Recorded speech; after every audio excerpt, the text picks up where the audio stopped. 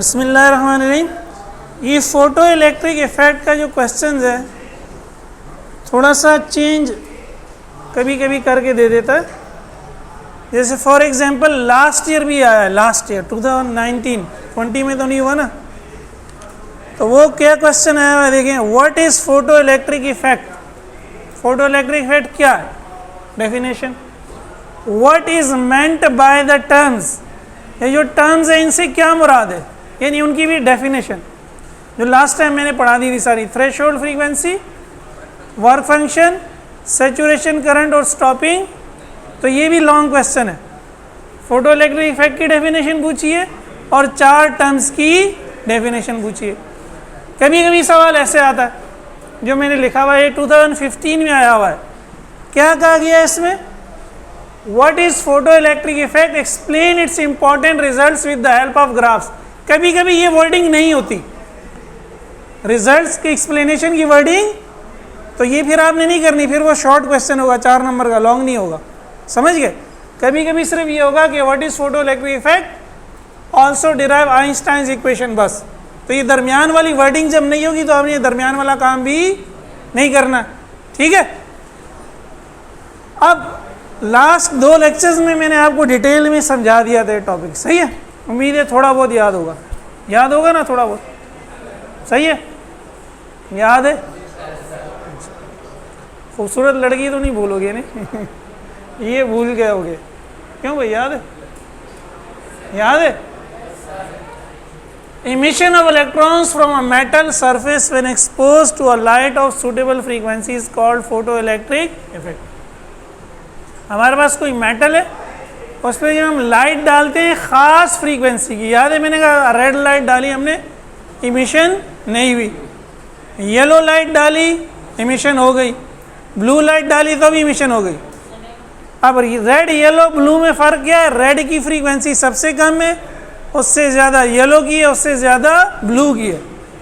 तो येलो पे भी हो रही है, ब्लू पे भी हो रही है। इसका मतलब है येलो लाइट उसकी क्या है, थ्रेशोल्ड फ्रीक्वेंसी है, उससे या उससे ज़्यादा फ्रीक्वेंसी में एमिशन होगी, रेड पे नहीं होगी। इसलिए पर्टिकुलर फ्रीक्वेंसी या सूटेबल फ्रीक्वेंसी, यही रिजल्ट्स मैंने लिखाए थे और ये ग्राफ भी हमने समझे थे। आज दोबारा देख लेते हैं। पहला क्या, emission starts as soon as light falls on metal surface.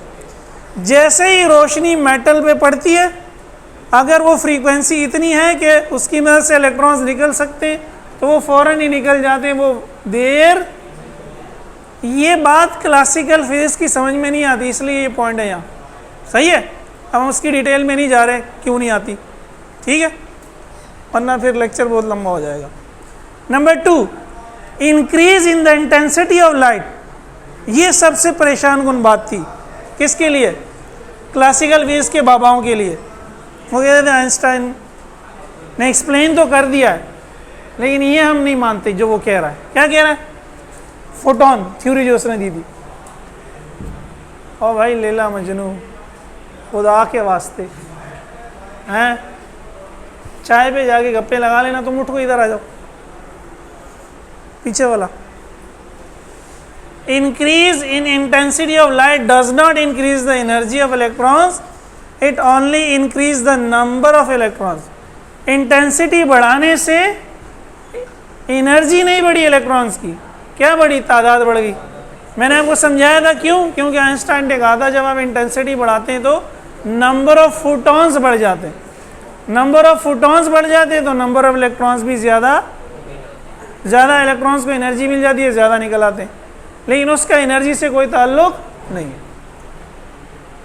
इसको उसने कहा ग्राफ से एक्सप्लेन करें। ग्राफ क्या है, देखिए ग्राफ हमने लास्ट टाइम पढ़ा था, सैचुरेशन करंट, याद है, सैचुरेशन करंट याद है। ये हमारा वोल्टेज है, ये हमारा करंट है। यही ग्राफ बना था, अगर याद हो। एक ग्राफ को देख लो, दूसरे को छोड़ दो। हमने कहा था ये स्टॉपिंग पोटेंशियल है, ये 0 वोल्ट है। 0 वोल्ट में भी कुछ ना कुछ इलेक्ट्रॉन्स खुद ही पहुंच रहे हैं। हमने वोल्टेज को पॉजिटिव किया तो ज़्यादा से ज़्यादा इलेक्ट्रॉन्स पहुंचने लग गए। फर्ज करें 1 सेकंड में 100 इलेक्ट्रॉन निकल रहे थे, 100 फोटॉन पढ़ रहे थे, और फर्ज करें 100 के 100 इलेक्ट्रॉन ही निकाल रहे थे। वैसे एक्चुअल में तो कुछ ज़्यादा भी होंगे। तो वो हमने जब वोल्टेज इतना पॉजिटिव कर दिया कि 100 के 100 इलेक्ट्रॉन्स पहुंचने लग गए, तो अब हम मजीद जितना भी वोल्टेज पॉजिटिव कर दें इलेक्ट्रॉन्स की तादाद में इजाफा नहीं होगा। तो ये किसी एक इंटेंसिटी, या समझे 50 वाट का बल्ब है, याद है मैंने एग्जांपल दी थी ये भी 50 वाट का बल्ब है, फिर हमने 100 वाट का बल्ब ले लिया।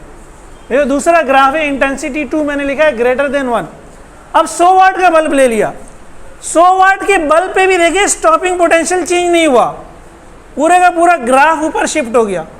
ग्राफ ऊपर शिफ्ट होने से क्या मुराद है, क्या हो गया, करंट की वैल्यू बढ़ गई। करंट की वैल्यू बढ़ने से हुई क्या मुराद है, इलेक्ट्रॉन्स की तादाद बढ़ गई। स्टॉपिंग पोटेंशियल चेंज नहीं हुआ। स्टॉपिंग पोटेंशियल याद है किस चीज को जाहिर करता था, मैक्सिमम एनर्जेटिक इलेक्ट्रॉन्स की काइनेटिक एनर्जी। सबसे ज्यादा काइनेटिक एनर्जी वाले इलेक्ट्रॉन को जो रोक देता था वो क्या था, स्टॉपिंग पोटेंशियल। याद हमने कहा था 10 इलेक्ट्रॉन वोल्ट फर्ज किया हमने दिए, 2 इलेक्ट्रॉन वोल्ट उसको मेटल की सरफेस से निकलने के लिए चाहिए। तो मैक्सिमम पॉसिबिलिटी क्या है कि मैक्सिमम काइनेटिक एनर्जी क्या हो सकती है, 8 इलेक्ट्रॉन वोल्ट। लेकिन ऐसा भी मुमकिन है कि वो 10 में से 2 ज़ाया कर दे। क्यों ज़ाया कर देगा, वह एटम से टकराएगा निकलने से पहले, कोई इलेक्ट्रॉन वो सरफेस पे नहीं है, अंदर है, तो अंदर वाला इलेक्ट्रॉन क्या करेगा, बाहर निकलने के लिए पहले दूसरे एटम से टकराएगा।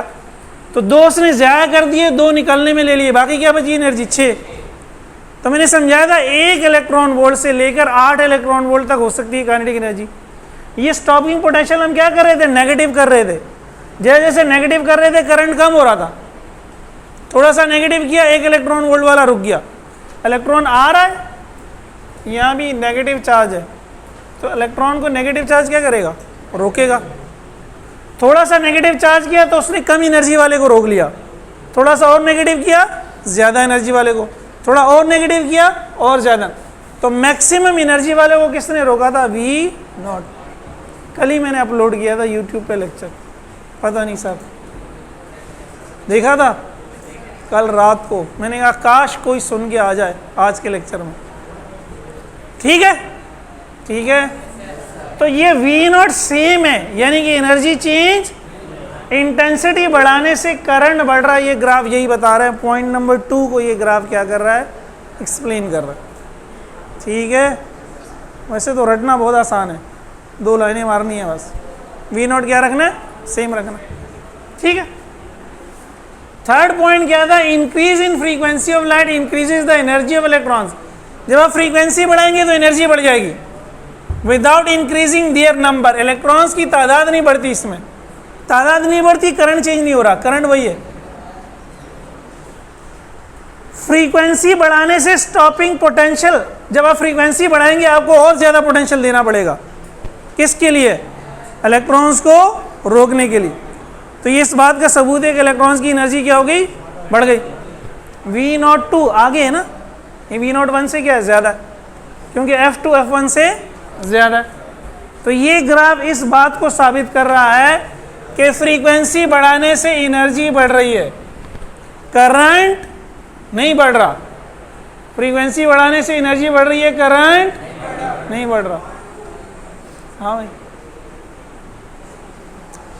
आगे क्या है, for every metal emission starts at और अबव अ सर्टेन फ्रीक्वेंसी। हर एक मेटल के लिए इमिशन स्टार्ट्स होगी किसी खास फ्रीक्वेंसी या उससे ज़्यादा। ये वो ग्राफ है, ये देखिए, ये जो फ्रीक्वेंसीज हैं इन पर इमिशन स्टार्ट नहीं होगी, इसके बाद से इमिशन क्या होगी, स्टार्ट होगी। और जैसे जैसे आप फ्रीक्वेंसी बढ़ा रहे हैं इलेक्ट्रॉन्स की एनर्जी क्या हो रही है, बढ़ रही है। तो ये तीनों ग्राफ इन 3 पॉइंट्स को एक्सप्लेन करें। कभी भी एक ज़िंदगी में अगर ईमानदारी से पढ़ना है ना, तो पिछला लेक्चर पढ़ के आना। अभी अगर मैं पिछला एक्सप्लेन करूंगा ये फिर रह जाएगा, फिर आप एंड में कहेंगे सर कोर्स आपने ख़त्म नहीं कराया टाइम पे। हालांकि मैंने 2 लेक्चर्स लगाया आप लोगों को फोटो इलेक्ट्रिक इफेक्ट्स समझाने में, ताकि जब मैं ये काम कराऊं तो मुझे ज़्यादा गुलाबाजियाँ ना खानी पड़े, लेकिन मुझे लग नहीं रहा।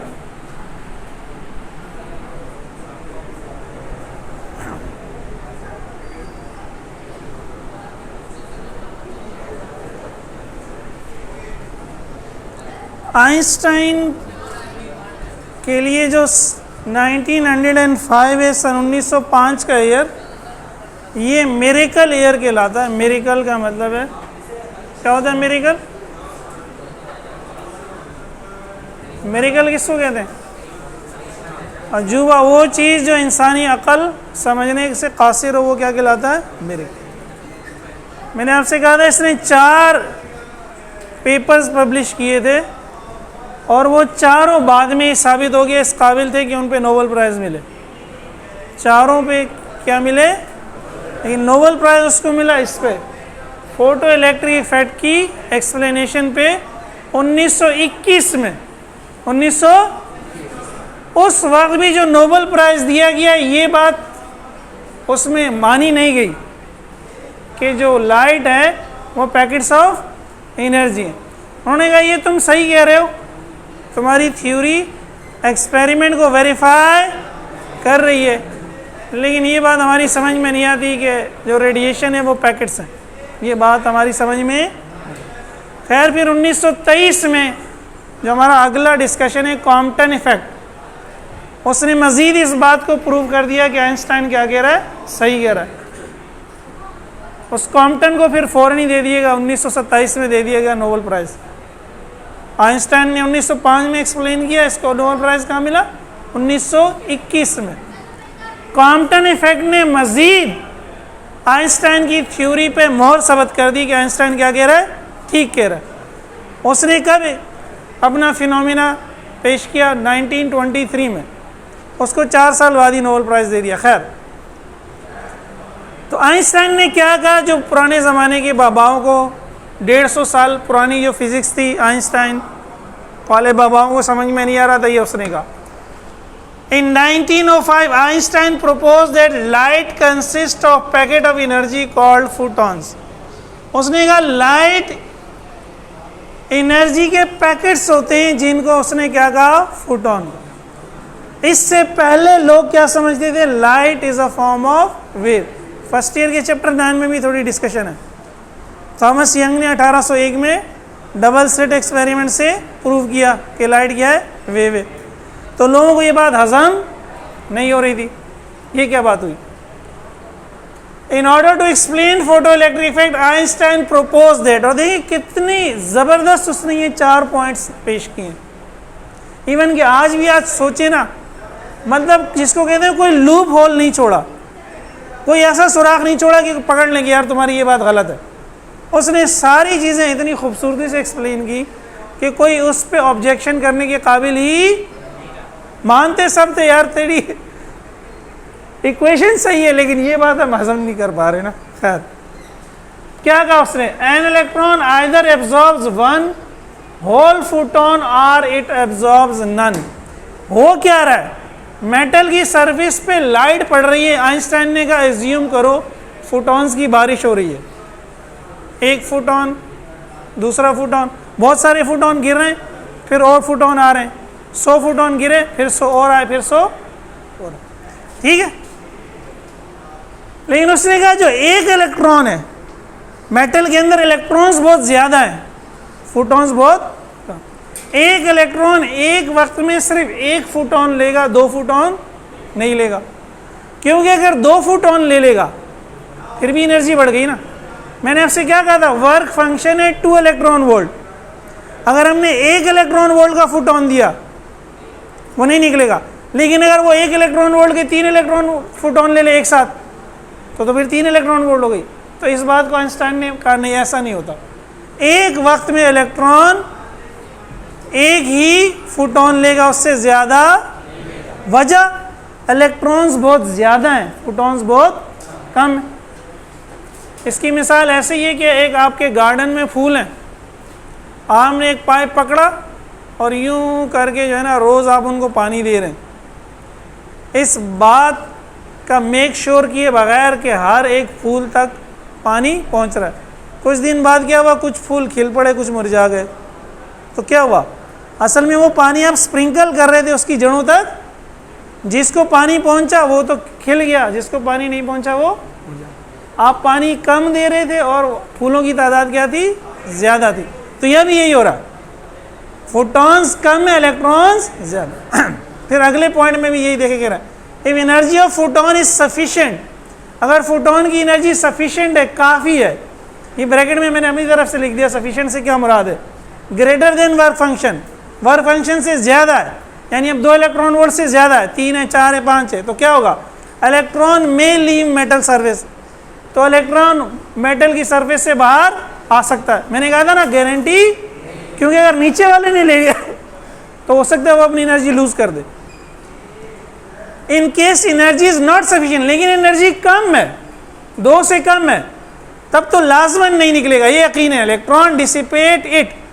तो अगर 1 इलेक्ट्रॉन वोल्ट के फोटॉन्स हमने डाले थे, चाहिए उसको 2 इलेक्ट्रॉन वोल्ट, तो सारे के सारे इलेक्ट्रॉन्स 1 इलेक्ट्रॉन वोल्ट लेंगे, दोबारा उसको वापस कर देंगे, फिर लेंगे, फिर दोबारा, और एक फोटोन और दूसरे फोटोन के दरमियान जो गैप है, उस गैप के दौरान ही वो एनर्जी लेके दोबारा खारिज भी कर देते हैं, एनर्जी स्टोर, वरना अगेन वही बात हो जाएगी कि वो एनर्जी स्टोर करे करे और निकल जाए।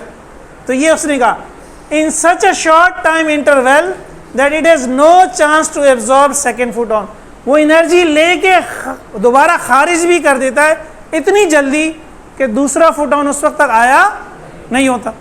समझ गए? सही है। अच्छा, तीसरी बात, ये जो हमने ग्राफ देखे, increase in the intensity of light increases the number of photons and thus the number of photo electron. जब आप इंटेंसिटी बढ़ा रहे हैं लाइट की, तो फोटॉन्स की तादाद बढ़ रही है।